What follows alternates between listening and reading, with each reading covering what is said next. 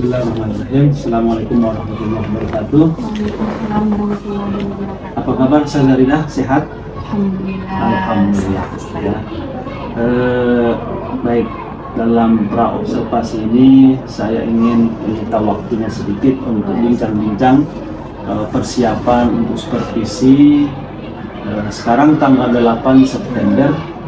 Kira-kira saja siapnya nanti di tanggal berapa kira-kira? Insya Allah siap di hari Kamis Ustadz, di tanggal 11 atau di pagi hari kemungkinan. Pagi hari ya. Baik. Di kelas berapa kira-kira saja? Di kelas 5. Di kelas 5 C ya. Di jam pagi jam 9 kira-kira ya. Setelah ngajian pagi mungkin. Ya, baik. Selanjutnya tujuan dari Sazarina dalam proses pembelajaran ini kira-kira tujuannya gimana? Tujuan utama yang saya dengan proses pembelajaran ini, apalagi kita sudah menerapkan pembelajaran mendalam, itu siswa itu mampu mengidentifikasi dari masalah-masalah yang sudah ada di dalam kelas, kemudian pembelajaran itu tujuan pembelajarannya tercapai, materinya tercapai, dan anak-anak juga paham dengan materi yang sudah diajarkan. Kemudian strategi atau metode apa dalam proses pembelajaran nanti?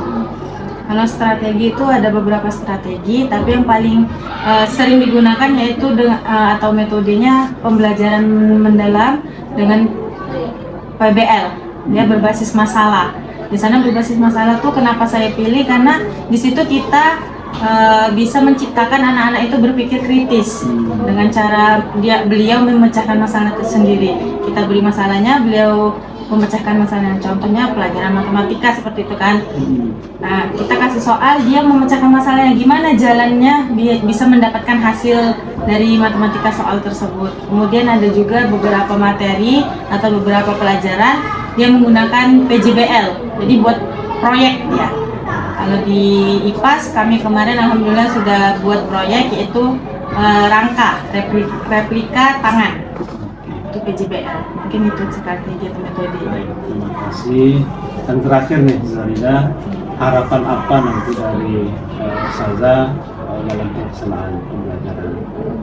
Kembali lagi Ustadz, karena kita mengajar ini kan butuh proses juga. Nah, di situ tujuannya anak-anak ini mampu untuk di dalam kelas itu mengerti tidak hanya dari pelajaran saja sebenarnya, semuanya dari karakternya, dari prosesnya itu dia tahu bagaimana proses bisa mendapatkan hasil itu gimana. Jadi nggak hanya ini materinya udah dijelaskan nih, udah saya tahu sebatas itu saja, tapi dia juga harus tahu cara menerapkan materi-materi tersebut, karena kebanyakan materi yang ada apalagi di kelas 5 itu berkaitan langsung dengan kehidupan nyata anak-anak tersebut. Baik, semoga harapan kita bersama sama ya, bahwa anak-anak ini bisa membangun karakter dari apa yang dia pelajari bersama-sama. Baik, semoga Allah Subhanahu wa Ta'ala berikan selalu kesehatan bagi kita semuanya, sehingga pada hari H nanti tanggal 11 September ini bisa berjalan dengan lancar, bisa mempersiapkan untuk proses pembelajaran pada hari H. Baik, terima kasih Ustazah atas waktunya. Assalamualaikum warahmatullahi wabarakatuh. Waalaikumsalam. Assalamualaikum warahmatullahi wabarakatuh. Apa kabar anak Ustazah hari ini? Alhamdulillah.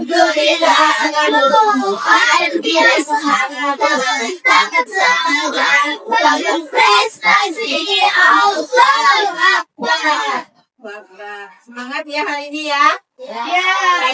Sebelum Ustazah masuk ke pembelajaran kita hari ini, kira-kira hari ini kita belajar apa? Bahasa Indonesia dulu ya. Kira-kira siapa hari ini 5C yang tidak hadir? Adam Al-Fazi, Ashiela, di sini ya. Bidadari, Lafa, Gifin, Ania, Latifa, Afla, Azam, Rafa, Raka, Anla, Maulida, Nadine, Naufal, Nanda, Nora, Sabaka. Kamu kan Sabaka? Kaila, Radi, Rizkon. Ada hasil. Berarti kita bikin tangan panjang dulu ya. Sarefa, Zakiatul, Sacio. Oke. Nanti ada beberapa teman kita yang tidak hadir. Kita doakan semoga di pertemuan berikutnya mereka bisa hadir. Oke. Sekarang kita flashback dulu. Kita ingat dulu materi yang lalu. Majas. Majas itu apa sih? Cara seseorang mengungkapkan gaya bahasanya. Biasanya itu terletak pada apa? Cerpen, kemudian novel, puisi, dan pidato. Oke, sebelumnya kita ice breaking dulu boleh? Ice breakingnya, kalau Ustazah bilang kanan, berarti kalian ke kanan. Semuanya stand up please atau berdiri. Berdiri di tempatnya aja ya. Oke. Kalau Ustazah bilang kanan, kanan, kanan, kanan, dan kalian ke kanan. Kalau Ustazah bilang kiri, kiri, kiri, kalian ke kiri. Bisa? Bisa. Oke. 1, 2, 3. Kanan, kanan, kanan, kanan. Kiri, kiri, kiri, kiri. Ke kanan, ke kiri, ke depan, belakang, berputar, jongkok, lalu berdiri. Oke, sekarang sebaliknya ya. Kalau Ustazah bilang kanan berarti kalian ke kiri. Kalau Ustazah bilang kiri kalian ke kanan. Kalau Ustazah bilang putar kalian harus apa? Diam tanpa berputar. Kanan, kanan, kanan, kanan. Kiri, kiri, kiri, kiri. Ke depan, belakang, berdiri, berputar, lalu jongkok. Oke, kasih tepuk tangan lagi semua. Jadi hari ini materi kita yaitu tentang buku. Buku ini ada beberapa macam jenisnya. Kemudian buku juga ada unsur-unsurnya. Tujuannya apa kita belajar buku? Agar kita bisa mengetahui mana buku fiksi dan mana buku non-fiksi. Nah, jadi inilah tujuan kita belajar materi tentang buku, yaitu dapat membedakan antara buku fiksi dan buku non-fiksi. Nah, kira-kira sebelum masuk, kalian pernah membaca buku nggak? Kira-kira apa yang kalian baca? Buku apa? Ada buku pelajaran, ada buku dongeng, ada buku cerita rakyat, dan banyak jenis lainnya. Kira-kira buku itu gudang ilmu apa bukan? Iya. Kenapa dia disebut buku sebagai gudang ilmu? Di dalam buku itulah kita banyak mendapatkan pengetahuan. Kemudian, buku itu ada unsur-unsurnya juga. Unsur-unsur buku. Ada beberapa unsur buku. Yang paling utama, coba kalian buka buku pelajarannya. Yang paling depan ini disebut apa? Sampul. Itu salah satu unsur buku. Sampul. Kemudian buku juga ada yang namanya di sini. Inilah bahasa Indonesia. Itu kira-kira judul. Unsur kedua adalah judul. Kemudian di sini ada prakata. Nah, prakata ini sama dengan kata pengantar. Nah, kira-kira anak Ustazah buku sekolah kita ini sudah ada unsur-unsurnya atau belum? Gimana cara mengetahui sudahnya? Yang pertama tengok, ya, sampul. Ada nggak dia sampulnya? Ada. Sampulnya yang depan dan belakang. Kemudian judul. Ada judulnya? Ada. Apa judulnya tadi? Inilah bahasa Indonesiaku. Kata pengantar. Ada tak kata pengantarnya? Di mana? Di prakata atau kata pengantar. Isinya apa? Sambutan dari penulis yang disampaikan oleh penulis. Kemudian pengarang atau penulis ada atau tidak? Di mana bisa melihatnya? Sebelum prakata di sana ada penulis Karsidi, editornya Lila Kusmina. Kemudian ada penerbitnya. Ada tidak penerbitnya buku bahasa Indonesia kita? Siapa penerbitnya di sini? PT Tiga Serangkai. Isinya, mana isinya Ustazah? Kita bisa melihat pada daftar isi. Nah, di daftar isi ini itulah dituliskan semua isi dan pokok bab pada buku bahasa Indonesia yang kita pelajari hari ini. Sampai sini mengenai unsur buku, anak-anak Ustazah udah paham? Kalau udah, kita masuk ke buku fiksi dan buku non-fiksi. Apa sih Zah buku fiksi itu? Apa sih Zah buku non-fiksi itu? Ada yang sudah tahu atau sudah pernah membaca apa itu buku fiksi dan apa itu buku non-fiksi? Ada yang udah tahu? Belum? Ada yang udah? Belum?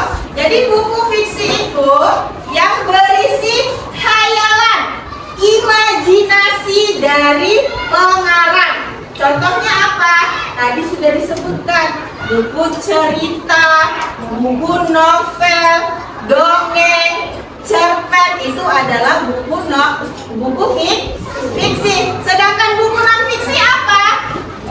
Berarti dia ya ada yang nyata, kejadian-kejadian nyata. Contoh misal ke pustaka melihat gunung berapi di Indonesia. Nah, itu adalah buku yang berisi tentang nyata yang sudah terjadi. Nah, sekarang kita coba lihat apa sih perbedaan antara buku fiksi dan buku non fiksi.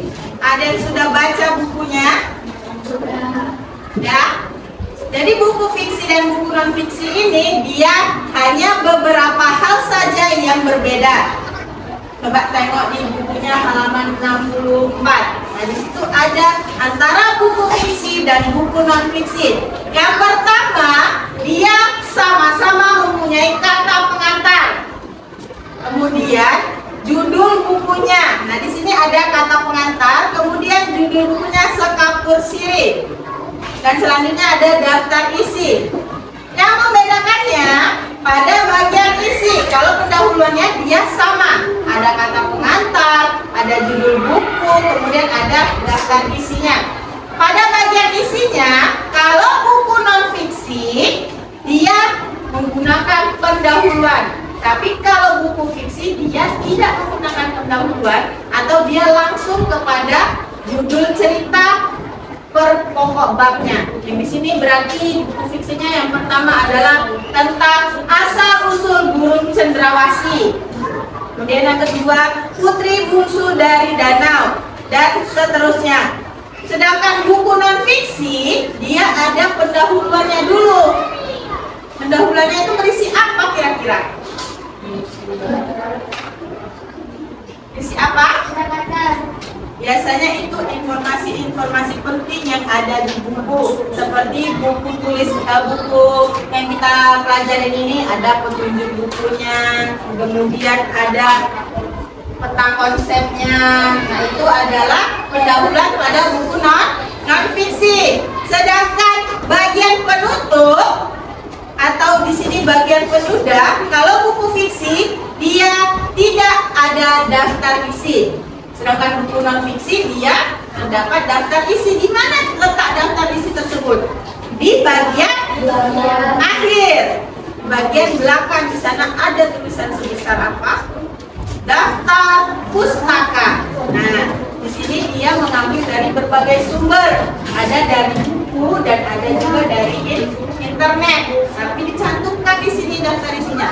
Kalian coba lihat unsur-unsur buku yang sudah kalian pegang atau buku pelajaran yang kita sedang pelajari.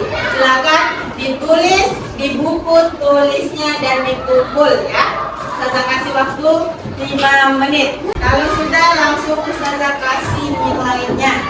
Oke, berarti udah selesai semua ya? Ada belum? Oke, yang belum dikasih nilai nanti dikumpulkan ke meja Ustazah ya. Oke, sekarang apa kesimpulan dari pelajaran yang kita sudah pelajari hari ini? Ada yang bisa menyimpulkan?